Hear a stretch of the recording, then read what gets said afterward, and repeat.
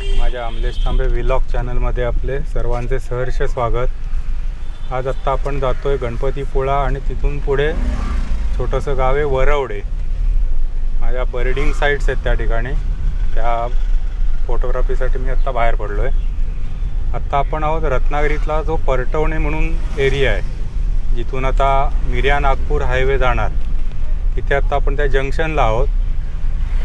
त्या जंक्शनला आता इथे डावीकडनं तो हायवे येणार आणि उजवीकडे इकडे कोल्हापूर साईडला जाणार। हायवेचं काम प्रगतीपथावर आहे आणि बऱ्यापैकी गती घेतलेली आहे कामाने। आणि आता तिथून पुढे आपण गणपतीपुळा रोडला लागलो आहे।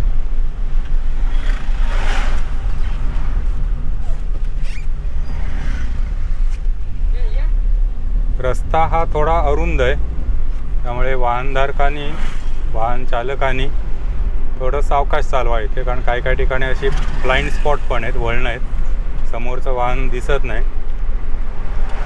पूर्वी हा ज्या वेळेला रस्ता गणपतीपुळ्यापर्यंत नव्हता, त्यावेळेला इकडे ट्रॅफिक नव्हतं। शिरगाव, साखरतर, बसणी अशी जी काही गावं आहेत तिथपर्यंत काही ठराविक सिटी बसेस जायच्या, बाकीचं ह्या रूटला तेवढं ट्रॅफिक नव्हतं। पूर्वी ज्यांना गणपतीपुळ्याला जायचं होतं त्यांना हातखंबा मार्गेच जायला लागायचं। हातखंबा, तिथून पुढे निवळी फाटा, निवळी फाट्यातनं पुढे जाकादेवी मार्गे गणपतीपुळे। कालांतराने या रूटवरती 2 पूल झाले, तुम्हाला आता दाखवेन मी पुढे। हे 2 पूल झाल्यानंतर मात्र हा आता रेग्युलर रूट झाला। पूर्वीच्या जाकादेवी रोडने गणपतीपुळ्याला जायला जवळजवळ 55-57 किलोमीटर अंतर आहे रत्नागिरीपासून। तेच आता हे रत्नागिरीतनं अंतर 25 किलोमीटर झालं। 25 किलोमीटरमध्ये तुम्ही गणपतीपुळ्याला पोचू शकता। 2 पूल जे आहेत त्या पुलांचं कामसुद्धा मध्यंतरी, एका पुलाचं काम ज्यावेळेला सुरुवात झाली तर थोडं रखडलं होतं, काही ना काही प्रॉब्लेम्स येत होते। आमच्या लहानपणी अनेक त्या बाबतीत दंतकथा आहेत, त्या इथे न सांगण्यासारख्या आहेत, कारण ते अंधश्रद्धा या चौकटीत बसतात। खरं खोटं मलाही माहिती नाही। आणि शेवटी तो एक पूल झाला, तो झाल्यानंतर मात्र हे ट्रॅफिक आता इकडनं सुरू झालं। हा आता भविष्यामधला कोकण रूट जो आहे, म्हणजे कोस्टल हायवे, त्याचा हा मार्ग आहे। कोस्टल हायवेचं मला वाटतं 2023मध्ये सँक्शन झाला तो हायवे, कामाला सुरुवात नाही अजून झाली, पण कदाचित येत्या काही वर्षामध्ये त्याचं कामही सुरू होईल। हा सगळा कोस्टल म्हणजे समुद्र किनाऱ्याच्या जवळनं जाणारा हा आतनं असणारा मार्ग आहे। सिंधुदुर्ग आणि तिथून पुढे गोवा। हे नॅशनल हायवे 66 जो आहे, मुंबई गोवा हायवे ज्याला आपण म्हणतो, त्यापेक्षा ह्या हायवेने अंतर नंतर कमी पडणार आहे। कमी वेळात तुम्ही पोहोचू शकता खाली। फक्त आता कधी होते, कसा करतायत, रूट कसा असणार आहे ते बघायचं। पण लँड ॲक्विजिशनसाठी त्यांच्या नोटिसेस इश्यू होतील असं म्हणत होते, आता झाल्यात का माहिती नाही। पण कोणत्या जमिनी जाणार आहेत हे सगळं त्यांनी आता वेबसाईटवर टाकलेलं आहे, डिक्लरेशन त्याचं झालेलं आहे। त्यामुळे कोस्टल हायवे होणार हे निश्चित आहे, फक्त आता सुरुवात कधी होते ती बघायची।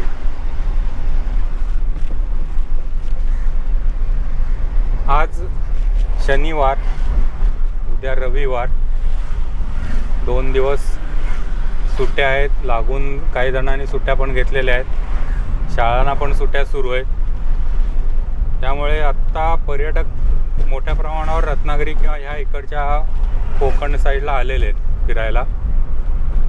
आपल्याला सुद्धा नाही म्हटलं तरी आधेमध्ये ट्रॅफिक चांगलंच मिळणार आहे। ट्रॅफिकवरून एक थोडंसं माझ्या लक्षात आलं की आत्तापर्यंत मी एक 4-5 दिवस हे अनुभवलं, ते थोडंसं शेअर करावंसं वाटतं। ज्यावेळेला तुम्ही फिरायला जाता एखाद्या ठिकाणी, कुठेही असेल, म्हणजे तुम्ही भारतात फिरा नाही तर भारताच्या बाहेर फिरा, काही स्थानिक रूल असतात ते तुम्हाला फॉलो करावे लागतात। आणि वाहनधारक जे आहेत, चारचाकी गाड्या असतील किंवा टेम्पो ट्रॅव्हलर असतील, त्यांना तर मी सांगेन की ते रूल तुम्ही फॉलो करा. त्यामुळे कसं होतं, बऱ्याच वेळेला स्थानिक लोकांना प्रॉब्लेम्स फेस करावे लागतात. उदाहरणार्थ गाड्यांचं पार्किंग. आत्ता रत्नागिरीतसुद्धा अशा पद्धतीने गाड्या लावल्या जातात की बाकीचं सगळं ट्रॅफिक तिथे एकाच ठिकाणी अडकून पडतं आणि बाहेरून आलेले जे काही पाहुणे आहेत त्यांना कसं असतं, ते गाडी लावतात आणि हॉटेलमध्ये निघून जातात. बाहेर काय चाललं आहे त्यांना आधी समजत पण नाही. शक्यतो असं करू नका. मेन रोड्स आहेत ते एम्प्टी ठेवा. त्या ठिकाणी शक्य करून गाड्या पार्किंग करू नका. ट्रॅफिक तिथे ब्लॉक होतं आणि नेहमीचं ज्यांचं तिथे येणं जाणं आहे स्थानिक लोकांचं, त्यांना प्रॉब्लेम होता. आणि त्याच्यामधनं मी 2-3 ठिकाणी बघितलं, वादावाद्या भांडणं असं सुरू झालं.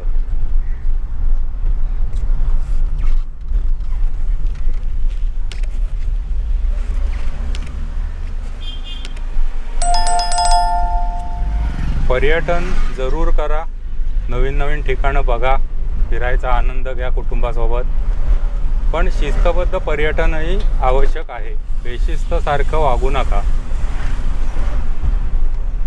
आपल्याकडे जे बीच आहेत तिथेसुद्धा आता मी बघतो, आजसुद्धा मी तुम्हाला दाखवेन की अनेक जणं, मग तिथे स्थानिक लोकही असतील आणि पर्यटकही असतील, खायला वगैरे बसतात.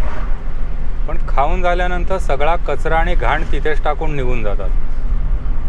मी मागे एक दोघांना हे सुनावलं होतं. त्यावरून घरामध्ये जशी आपण शिस्त पाळतो, घरात कचरा उकिरडा करत नाही, तेच तुम्ही इथेही फॉलो करणं अपेक्षित आहे. स्वच्छता ठेवा, कारण नंतर येणारा जो आहे ना त्याला तो त्रास असतो. शेवटी तो आलेला काय बघणार, घाण. विशेष करून परदेशी पर्यटक ज्यांच्यापासून एक चांगलं इन्कम आपल्याला मिळू शकतं भारतालाच अखंड, ही लोक काय करतात, तिथे काहीच बोलू शकत नाही पण ते आपल्या ग्रुपवरती मात्र पब्लिसिटी करतात की ह्या ठिकाणी जाऊ नका. गोव्यामध्ये पण असंच झालेलं आहे. आणि गोव्याचा बऱ्यापैकी एक परदेशी पर्यटक जो आहे तो ह्यावर्षी कमी आला आहे. गेल्या वर्षी पण कमी आलेलं आहे, ह्यावर्षी पण कमी आलेत. एक तर अस्वच्छता, दुसरं रस्ते चांगले नाहीत. ह्या गोष्टी ज्या आहेत याचा इम्पॅक्ट होतोच होतो. त्यामुळे सगळ्यांना एक विनंती आहे, या ज्या ठिकाणी तुम्ही जाल तिथला परिसर स्वच्छ ठेवा. आणि त्याला काय फार मोठं करायचं नाही. तुम्ही रॅपर्स वगैरे असतात, एक पिशवी ठेवा, त्याच्यात टाका, भरून घ्या. आणि बाहेर गेल्यानंतर कुंड्या वगैरे असतात ठेवलेल्या, त्याच्यात नेऊन टाका. एवढं सोपं काम आहे. पण आम्हाला ती शिस्तच नाही. आम्ही आहे तिथे घाण घालतो आणि उठून चालते पळवतो.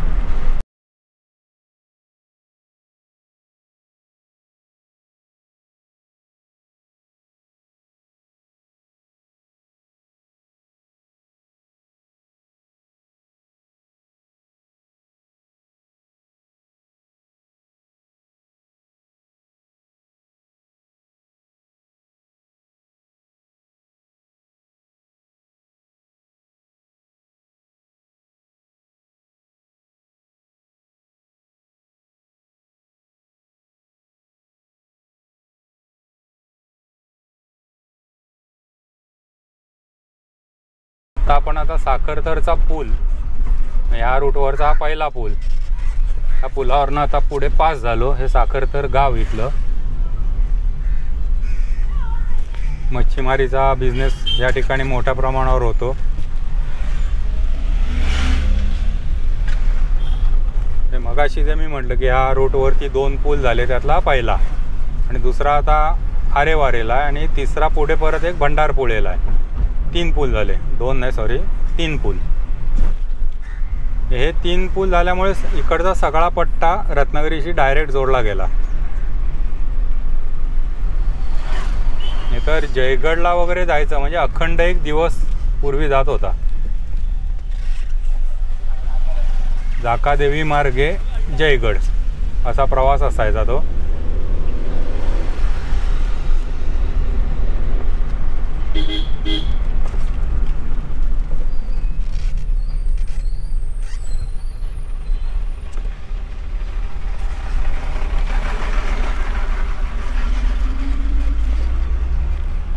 इथे आता ST बसेस कशा साईडला पार्क केल्या, अर्धा रस्ता अडवून ठेवला आहे.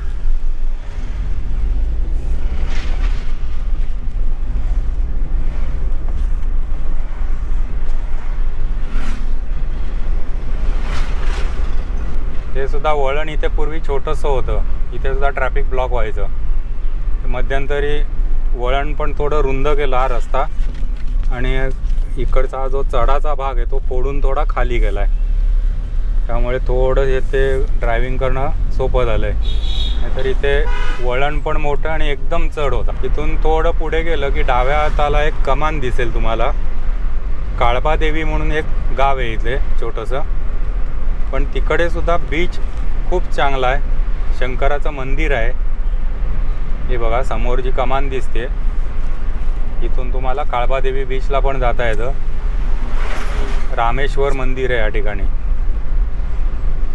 आणि स्वयंभू मंदिर आहे. पण तिथला बीच आणि जवळपासचा निसर्ग खूप बघण्यासारखा आहे.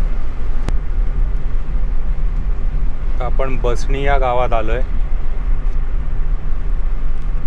पूर्वी अगदी अशी छोटीशी वाडी होती, आता बऱ्यापैकी इथे वस्ती झाली. जमिनीचे भाव पण इथे वधारले, आणि बहुतांशी इकडे आंबा बागायतदार आहेत, त्यांच्या बागा आहेत भरपूर.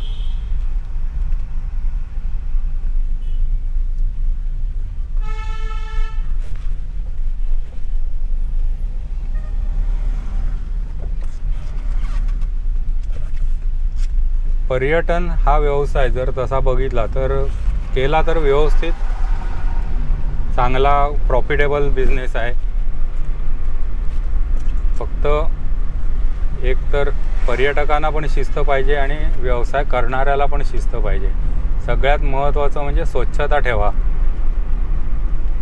जागा चांगली स्वच्छ बघितल्यानंतरच पर्यटक म्हणतो अरे वा किती छान जागेवर आपण आलो. तेच कचरा बघितल्यावरती नाही म्हटलं तरी तो शिव्याच घालत असतो, आणि आपल्या 4 लोकांना सांगत असतो इकडे जाऊ नका, इकडे घाण आहे. जसं एखाद्या हॉटेलमध्ये आपण जातो आणि बघतो की इथे अरे स्वच्छता नाही आहे एवढी, आपण लगेच बाहेर पब्लिसिटी करतो त्या हॉटेलमध्ये जाऊ नका, एकदम घाण गचाळ हॉटेल आहे. पर्यटन जिथे करायला जातो या जागांचं पण तसंच आहे. स्वच्छता नसेल तर त्याची बॅड पब्लिसिटी होते. नाही म्हटलं तरी थोडासा इम्पॅक्ट त्याचा पर्यटनावरती होतोच होतो.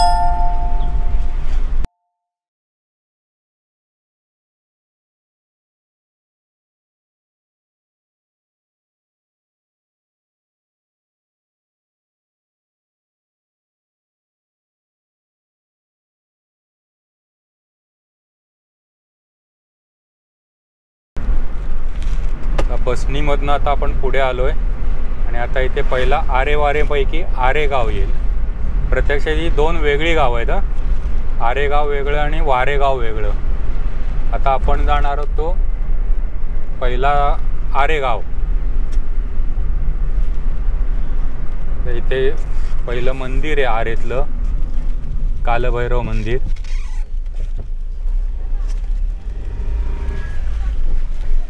आणि आता डावीकडे इकडे गेलो की आरे बीच.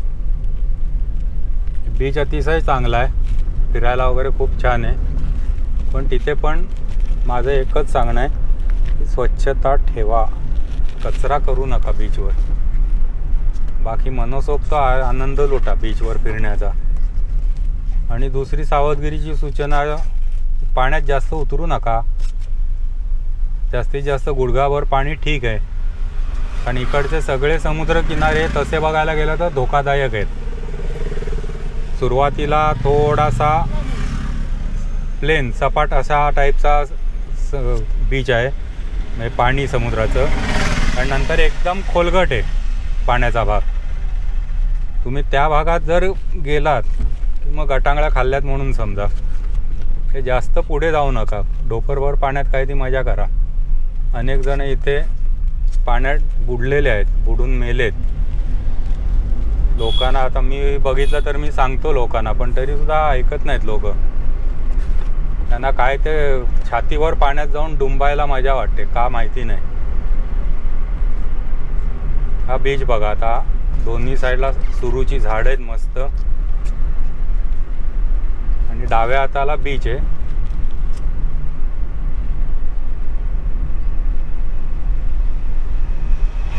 बीच संपता लगेच ब्रिज, दुसरा पूल जो आहे आरेचा तो लागेल. इथे बघा गर्दी बघा, आता पूर्ण ट्रॅफिक आहे.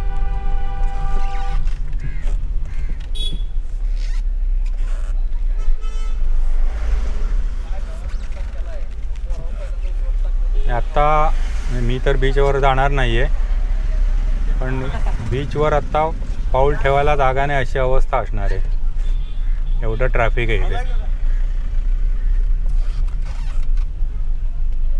तेव्हा फक्त पर्यटकांनी सावकाश गाड्या चालवा. दुतर्फा ट्रॅफिक आहे, गाड्यांचं पार्किंग झालेलं आहे. सुदैवाने इथे साईड पट्ट्या मोठ्या आहेत, त्यामुळे तुमची गाडी आरामात राहते बाजूला. फक्त गाडी बाहेर काढताना किंवा गाडी पार्क करताना गडबड नका करू, गर्दी भरपूर आहे. सावकाश गाड्या हे करा.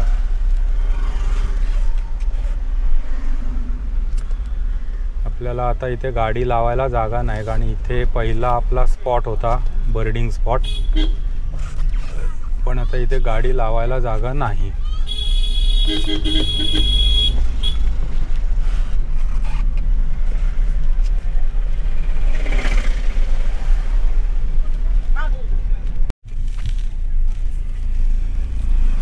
आरे बीचला जरासा मी थांबलो होतो आणि इथे गाडी लावायला कुठेही जागा शिल्लक नाही, त्याच्यामुळे पुढे जातोय.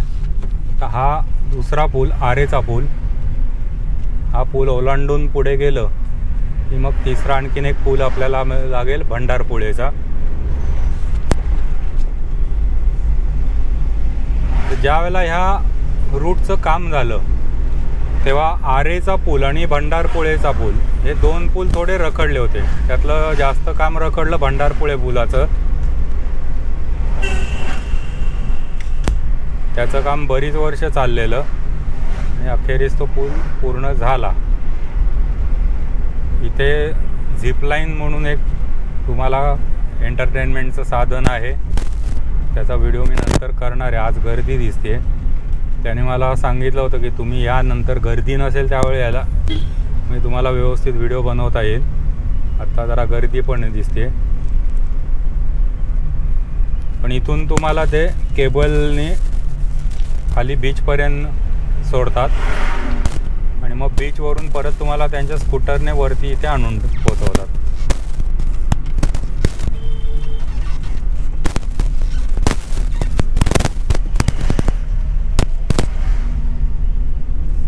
आज तसं बघायला गेलं तर टेम्परेचर पण थोडं जास्त आहे, बाहेर गरम आहे, 30 डिग्री टेम्परेचर आहे. आणि आता इथे वरती हा वळणातनं पुढे आलो, आरे पॉईंट आहे. इथून सुद्धा बीच अतिशय मस्त दिसतो. खाली पण जाता येतं, फक्त थोडी वाट छोटीशी आणि अवघड टाईपची आहे, सहजासहजी सगळ्यांना जमेल असं नाही. आणि इथे आता हे सगळे स्टॉलधारक आहेत. तुम्हाला इथे भेळ, पाणीपुरी, शहाळी हे सगळं इथे मिळतं. बायकर ग्रुप चाललेला दिसतोय, फिरायला आलेले दिसत आहेत.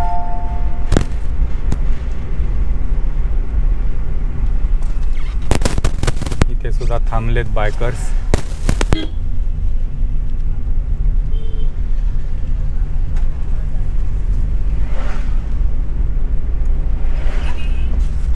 हा वर्ण संपूर्ण तुम्हाला खाली बीच बघायला मिळतो. हा वारे बीच, मगाशी आपण थांबलो होतो थोडा वेळ तो आरे बीच, आणि हा आता इकडे डाव्या हाताला दिसतोय हा वारे बीच. या बीचवर पण तुम्ही जाऊ शकता, नाही असं नाही, त्याला वाट खालून आहे, पुढे जाऊन डावीकडे वळायचं आहे.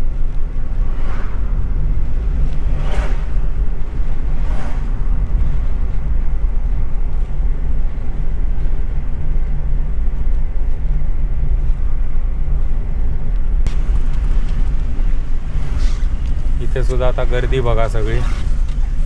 हे मगाशी मी जे म्हटलं वारे बीच, तो आता इथनं डावीकडे. बहुतेक क्रिकेटची मॅच सुरू असावी असा अंदाज. हा छोटासा रस्ता आहे, या रस्त्याने आत गेला की वारे बीच.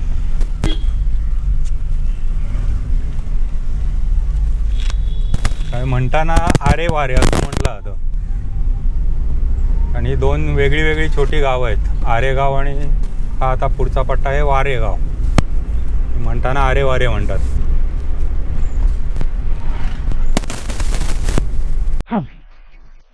वारेगावातनं थोडं पुढे आलो, इथे सुद्धा आता बऱ्यापैकी रिसॉर्ट्स वगैरे झालेत, होमस्टेची पण सोय आहे. फक्त आतमध्ये होमस्टे असतील किंवा रिसॉर्ट असतील, त्यांची सर्व्हिस कशी आहे किंवा काय क्वालिटी आहे काय मला माहिती नाही, कधी जाण्याची वेळच नाही आली. पण हळूहळू इथल्या स्थानिक लोकांनी तेवढं तरी करायला सुरुवात केली. जमिनी न विकता आपल्या जागेमध्ये एक छोटासा व्यवसाय. आणि हे थोडे कसं आहे, गणपतीपुळ्यासनं थोडं आउटस्कट पडतं, त्याच्यामुळे इथे रेट थोडे कमी आहेत. हे नेवरे परिसराचं ढोकमळे गाव, हा जो परिसर आहे याला ढोकमळे म्हणतात.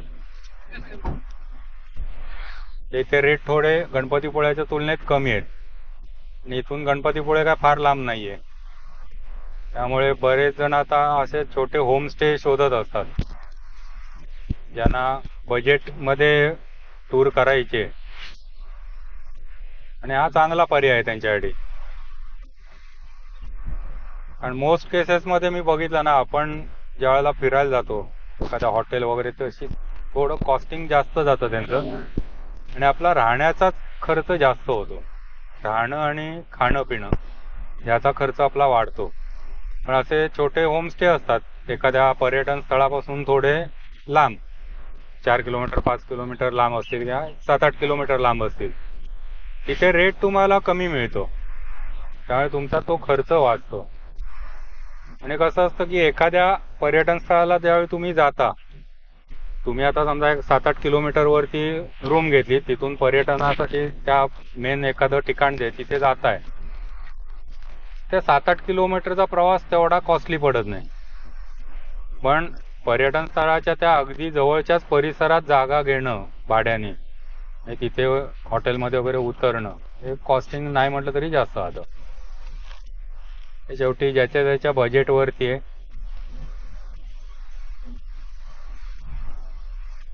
पण एक पर्याय म्हणून आउटस्कटला बघायला हरकत नाही असं मला वाटतं.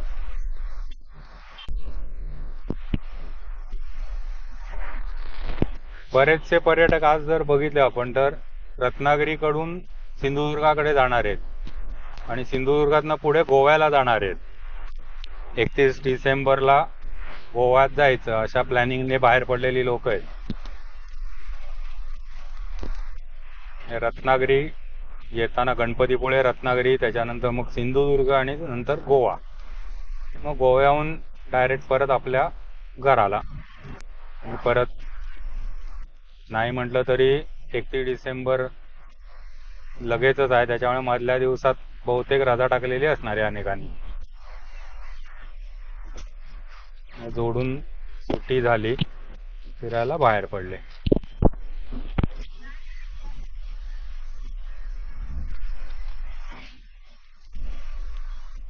आणि आता इथे आपण आलोय हा काजीरवाटी पूल. ह्या पुलाचं काम रखडलं होतं.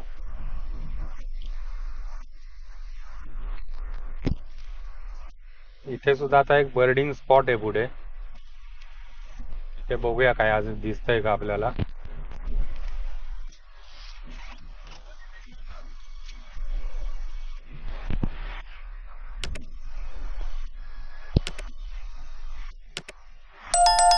इथून आता काजीरवाटी बीच सुरू होतो डाव्या हाताला.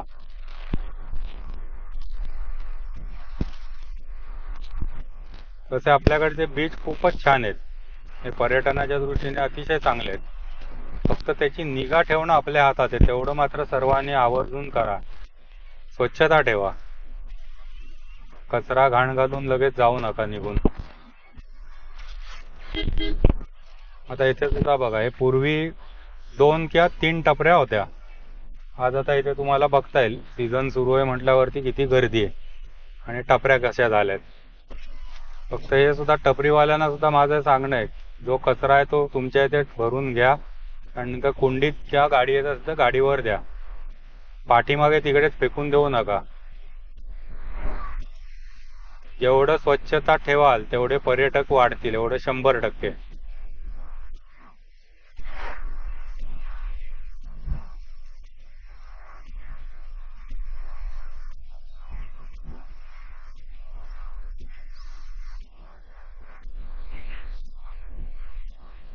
अथांग सागर, अरबी समुद्र.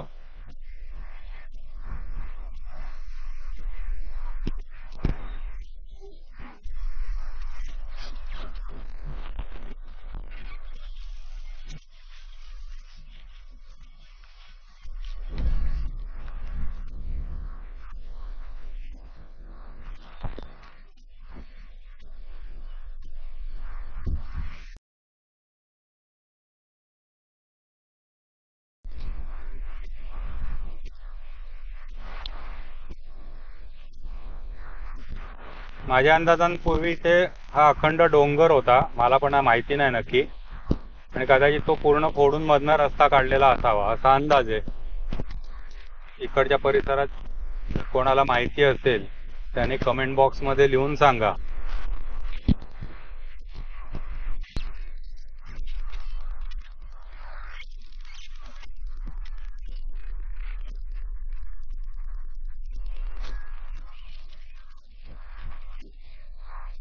इथली वळणं मात्र जरा काळजीपूर्वक, एकदम शार्प बेंड्स आहेत, आणि आपण जातो हा पूर्ण उतार आहे, आणि तिकडनं येताना मात्र एकदम शार्प चढ आहेत.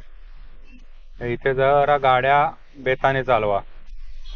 आणि कसं आहे, हे बेंड जे आहेत हे लांबनं समजत नाहीत, जवळ आल्यावर एकदम पटकन समजतो बेंड आहे किंवा एकदम मोठं वळण आहे. मग तिथे गाडी आपली बंद तरी पडते, नाही तर काही वेळेला मागे येते कंट्रोल नाही झालं तर. गर्दीच्या वेळेला थोडं त्रासदायक होतंय. हे बघा, इथलं हे बेंड सुद्धा तसंच आहे, वळण एकदम शार्प वळण आहे, आणि उतार पण तसाच तीव्र स्वरूपाचा आहे.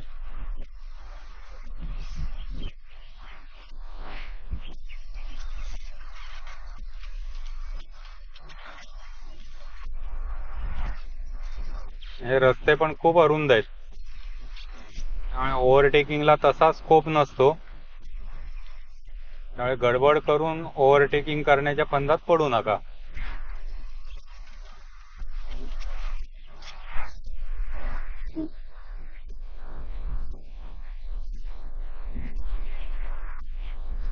इकडे हॉटेलला जरा रंगरंगोटी झालेली दिसते, म्हणजे परत सुरू होणार असं वाटतंय हॉटेल ते. अनेक वर्ष ते हॉटेल बंद होतं का ते माहिती नाही मला, पण गेली कित्येक वर्ष बंद होतं हॉटेल. आता रंगरंगोटी झाली म्हणजे परत सुरू होण्याच्या बेतात दिसतंय.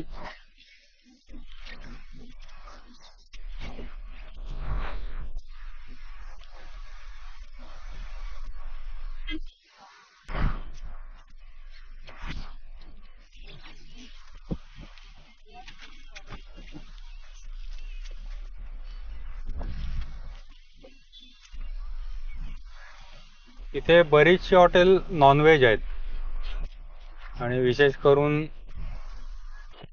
फिश आयटम्स इथे बऱ्याच प्रमाणावर मिळतात, वेगळ्या प्रकारचे. ज्यांना रत्नागिरीतले मासे खायचे त्यांच्यासाठी इथे पर्वणी आहे थोडीशी.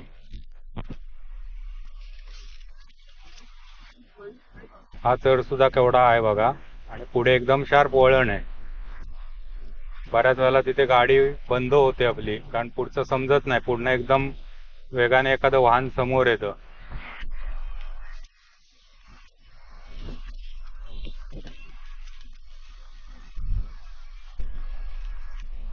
जेवढी जेवढी रिसॉर्ट्स वगैरे बघतोय सगळं पॅक आहे.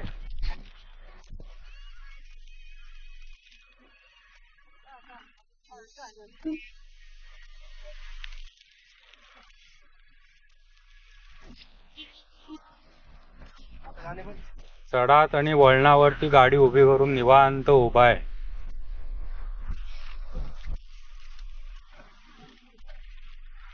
इथे सुद्धा एक आता पुढे एक पिकनिक पॉइंट केलेला आहे, तुम्हाला थोडं खाली जाता येतं, बीच वरती पूर्ण नाही जाता येत, पण अर्धा भाग तुम्हाला इथे खाली उतरता येतो. इथे काहीतरी रस्त्याचं वाटोळं करून ठेवलंय. प्रचंड धूळ आहे. हा बघा, इथनं उजव्या हाताचा डोंगर फोडलाय आणि वरती बहुतेक त्यांनी जागा घेतली. हा रस्ता सुद्धा थोडा खाली आणलाय. हे बघा, सगळीकडे प्लेन करून टाकलंय रस्ता फोडून. इथे सुद्धा आता बघा पिकनिक पॉइंट झाला मस्तपैकी. इकडे भराव घालून रस्ता फोडून पॉइंट झाला एक.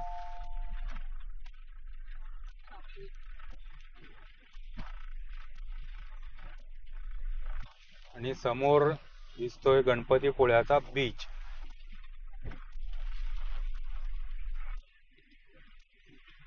खच्चून गर्दी आहे, खच्चून.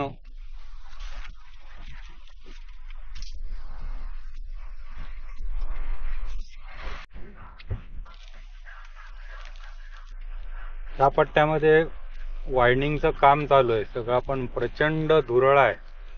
हे शाळेतली मुलं घरी चालली आहेत. पायी जाणाऱ्या लोकांचे तर हाल आहेत. हा छोटा रस्ता होता पूर्वी, तो आता बऱ्यापैकी रुंद केलाय, पण ते धूळ जी घालून ठेवली आहे त्याच्यावरती काहीतरी तातडीनं सोय करणं आवश्यक होतं. ते केलेलं नाहीये. हा मधला पट्टा एवढा सगळा धूळ घाण आहे.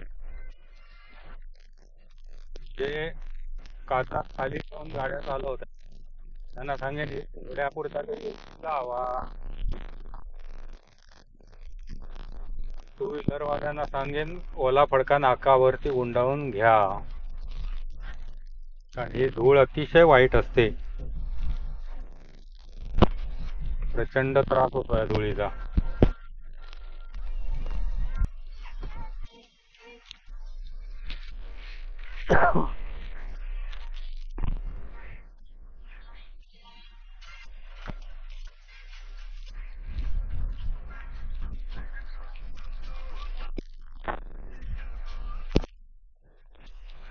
आतलं सगळं पार्किंग फुल झालंय. सगळ्या गाड्या इथपर्यंत आल्यात बघा.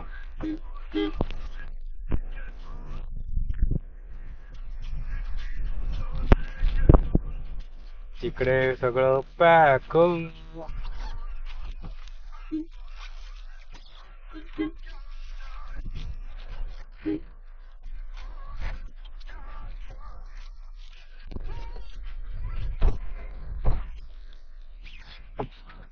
पोलीस बंदोबस्त मोठ्या प्रमाणावर इथे आहे, पण तरी ते कसं एवढं सगळ्या ट्रॅफिकला मॅनेज करणार एवढ्या गर्दीला.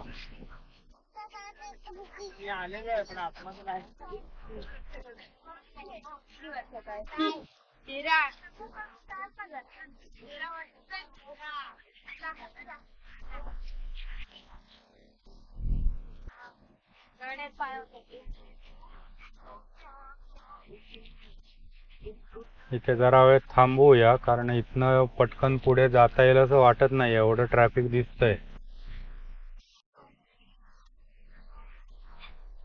थोडं थोडं पुढे जायला सुरुवात. माझ्या मते पुढे जाण्यात काही पॉइंट दिसत नाही, भरपूर ट्रॅफिक.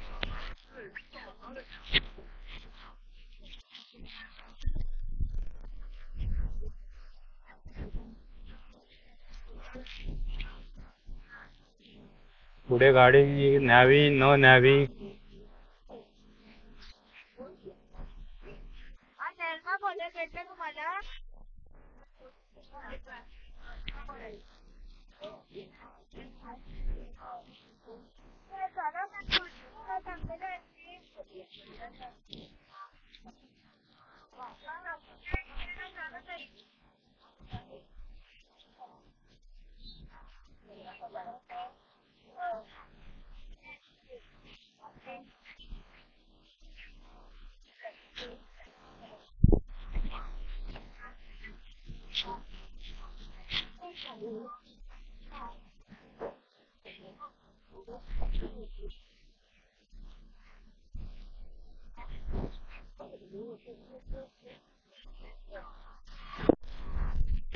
पुढे मी गेलोच नाही, तिथून गाडी वळवली, कारण पुढे सगळं ट्रॅफिक ब्लॉक आहे. गाडी पुढे जाणं शक्य नाही आपली.